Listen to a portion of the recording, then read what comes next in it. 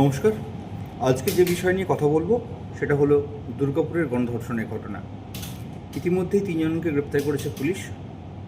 এই ঘটনার সামনে আসার পরই আমরা পুলিশের তৎপরতা একেবারে লক্ষণীয়ভাবে চোখে পড়ার মতো। 3 জনকে গ্রেপ্তার করেছে, একজনকে ডিটেন করেছে। কিন্তু এই ঘটনাকে কেন্দ্র করে রাজনৈতিক একটা কাদা ছোড়াছড়ি ইতিমধ্যেই শুরু হয়েছে।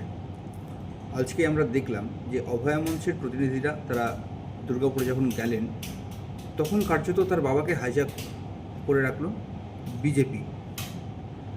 অভয় মঞ্চের প্রতিনিধিরা কথা বলার সুযোগ পেলেন না।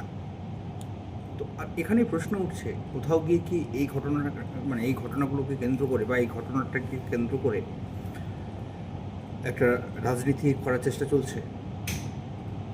কারণ বেশ 2-3টে পয়েন্ট রয়েছে।